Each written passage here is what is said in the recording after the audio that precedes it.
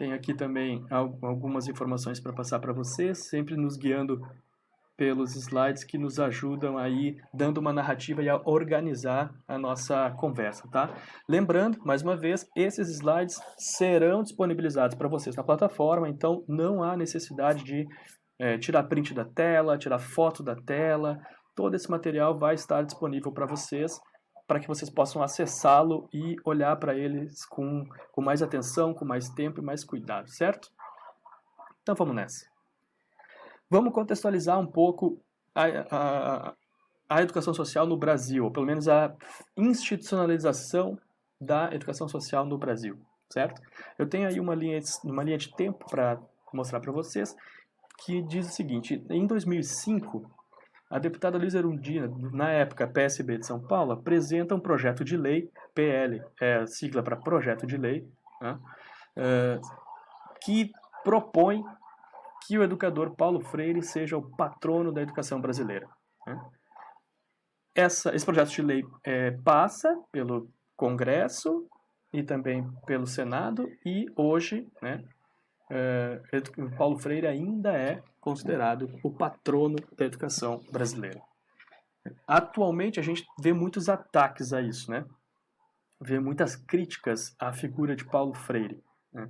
O que, na minha opinião, faz ser mais importante ainda a gente ressaltar a importância de Paulo Freire para a educação brasileira e da América Latina, mas, né, contextualizando aqui para nós a sua importância para o Brasil, para a educação brasileira, e também para a garantia dos direitos, não só da educação, mas outros também. Né? Paulo Freire não virou patrono da educação brasileira porque era um querido de grupos de esquerda, né? Ou porque era um guru, digamos assim. Não, Paulo Freire se propôs que ele se tornasse essa figura representativa do que nós queremos como educação brasileira em função do trabalho que realizou durante toda a sua vida e da obra e do legado que nos deixou. Né? E ele certamente é referência para muitas áreas, mas principalmente para a educação e também para a educação social no Brasil, na América Latina e no mundo.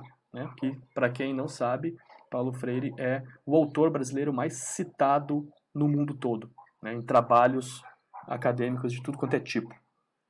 Certo? Então aí começa uma historinha. Em 2009, depois de algumas organizações de grupos, né, de interesse, a ocupação de educador e educadora social, ela é incluída na CBO, na Classificação Brasileira de Ocupações. A Classificação Brasileira de Ocupações é uma normativa do extinto Ministério do Trabalho, mas que ainda tem algumas das suas funções em andamento, né, em atividade.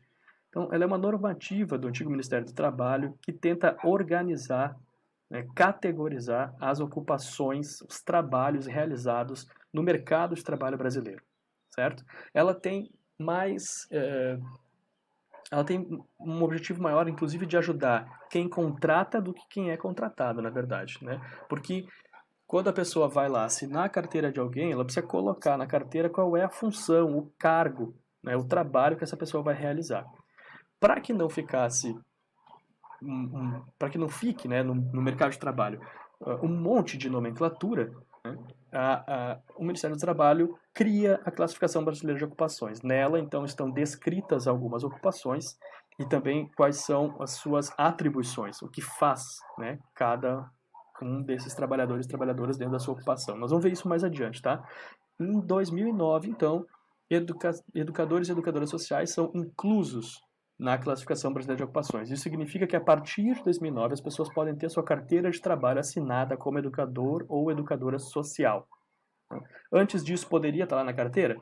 Até poderia estar na carteira, mas aí estava meio, não ilegal, mas estava fora da normativa. Ainda em 2009, e isso não acontece sem querer, que em janeiro entra na CBO e em junho vem uma proposta de um projeto de lei do deputado Chico Lopes do PCdoB, lá do Ceará. Ele propõe a criação e a regulamentação da profissão de educador e educadora social. Ele lança um projeto de lei. Essa ideia, certamente, ela não saiu da cabeça do Chico Lopes. Essa ideia, ela surgiu de várias cabeças, né, de um grupo de educadores e educadoras sociais da cidade de Fortaleza, no Ceará, que se organizou e entendeu que precisava de um respaldo jurídico do Estado brasileiro para executar o seu trabalho e para se proteger no trabalho, para valorizar o seu trabalho. Então procura o deputado Chico Lopes, na época deputado federal pelo Estado do Ceará, e propõe para ele, né, que ele crie, né, aliás, pede a ele que ele proponha um projeto de lei. Então, o Chico Lopes, ele representa o interesse desse grupo, né, mas não foi ele que criou a lei, o projeto de lei em si. Esse projeto de lei, ele tramita até hoje. Tá? Ele ainda está em trânsito, ele não virou lei ainda, certo? E durante todo esse processo, a gente vai falar um pouco mais, durante todo esse processo, vários grupos de interesse, vários outros grupos de educadores e educadoras sociais no Brasil todo passam a interferir, né, e a dizer o que gostariam que estivesse neste projeto de lei. Uma das questões que a gente pode levantar aqui é o seguinte: o texto inicial do Chico Lopes, ele propunha a criação e a regulamentação da profissão. Uma das primeiras mudanças que esse texto vai receber é a retirada da proposta de criação. Tá? Por quê? Porque uma profissão, ou mesmo uma ocupação, e a gente vai ver a diferença dos dois mais adiante, ela não se cria por lei. Ninguém cria um trabalho por lei. Né? As ocupações no mundo do trabalho, elas se criam a partir da necessidade social delas. Quando a sociedade passa a precisar que algo seja feito, então se cria uma ocupação, surge um trabalho a ser feito. Né? E aos poucos ela vai se organizando, vai criando um corpo, né, de tarefas, de habilidades necessárias, de preparação, né, do que é responsabilidade daquelas pessoas ou não. Então, a parte de criar sai do texto e o texto passa a andar, o projeto de lei passa a andar para regulamentar o trabalho, mas não para criar. O trabalho já existia, né, há muito tempo.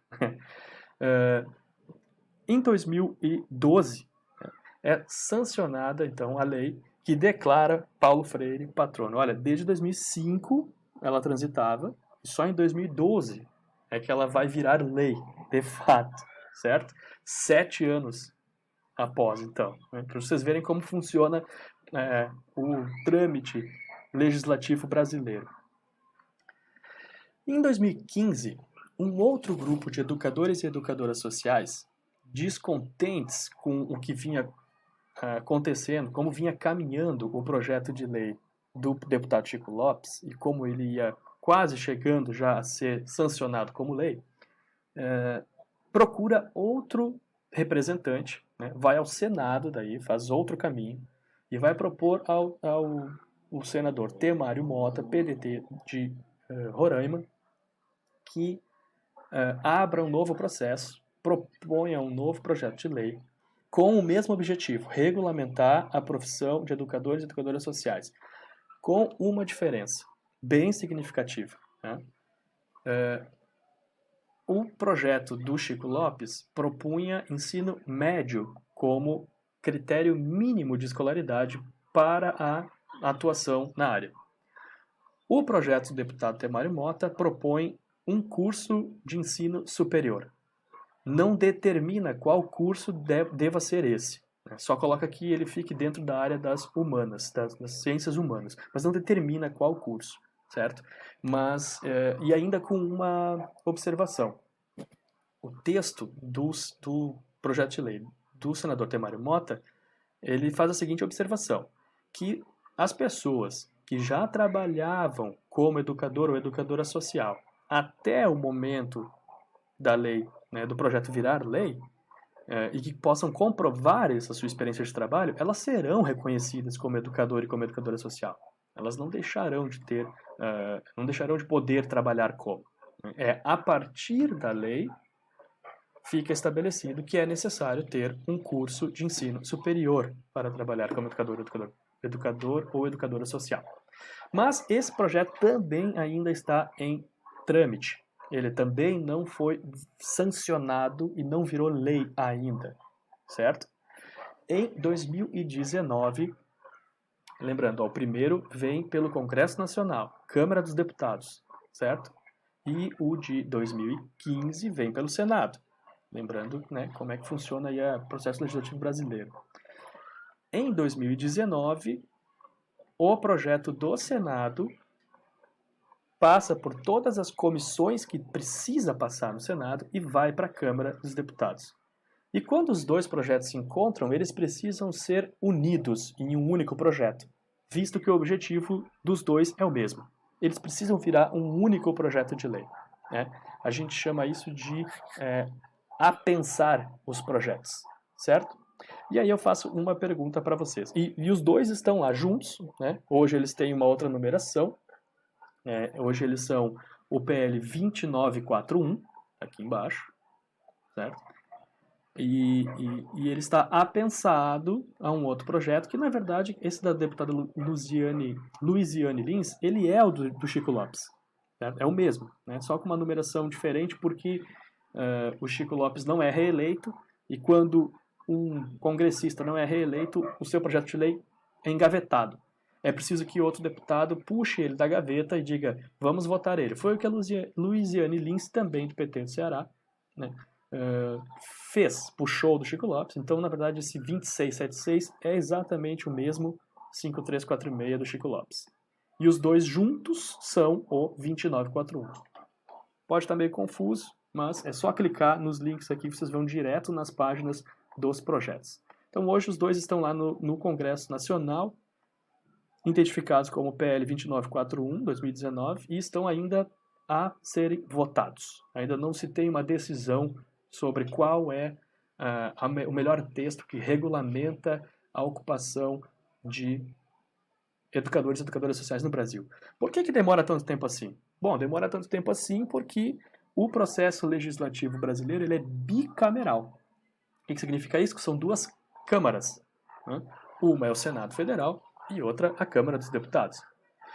Quando um projeto de lei é proposto por qualquer representante, ele precisa passar por algumas comissões legislativas. E aí a natureza das comissões vai depender da natureza do projeto. O projeto dos educadores e educadoras sociais passa por essas 6 comissões aí, 3 no Senado e mais 3 na Câmara dos Deputados. Como que funciona, então? O primeiro projeto lá, o Chico Lopes, né? Ele começa aqui na Câmara dos Deputados, ele precisa passar pela Comissão de Educação e Cultura. É votado, aprovado, passa para a Comissão de Trabalho, de Administração e Serviço Público. É votado, aprovado, passa para a Comissão de Constituição, Justiça e Cidadania. É votado, aprovado, passou pelas 3 comissões da Câmara, vai para o Senado. E no Senado precisa passar de novo por 3 comissões. Passou pelas 3 comissões do Senado, volta para a Câmara e recebe uma votação final. Quando acontece essa volta para a casa de origem, dificilmente o projeto recebe alguma alteração. Ele já vem só para ser votado mesmo, é uma questão de burocracia. E da mesma forma acontece com o segundo projeto do Temário Mota. Ele começa no Senado, tem que ser votado e aprovado nas 3 comissões do Senado.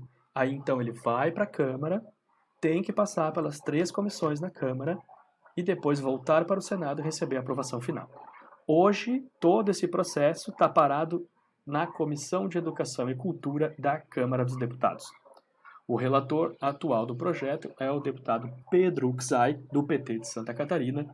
Né? Cabe a ele fazer um relatório e dar a sua opinião a respeito do texto. E a principal discussão aqui é a questão da escolaridade mínima para atuação, para trabalhar como educador ou como educadora social. Se fica o ensino médio ou se passa a ser um curso de ensino superior. Ainda não definido qual curso, até porque não é que nós não tenhamos um curso de ensino superior em educação social no Brasil. Nós temos alguns cursos tecnólogos que são considerados cursos de ensino superior. No Brasil tem a Uninter, tem um curso EAD, completamente EAD, tecnólogo em educação social. A Uniaselv também tem um curso, né, tecnólogo também, EAD ou semipresencial, não sei bem, né, mas as universidades públicas, por exemplo, nenhuma tem curso superior em educação social. E aí existe uma discussão, né, se tem que ser um curso específico ou não, se um curso, né, qualquer outro curso dentro da área das humanas da educação serviria. Enfim, essa é a discussão que tranca o processo de regulamentação da ocupação de educadores e educadoras sociais no Brasil.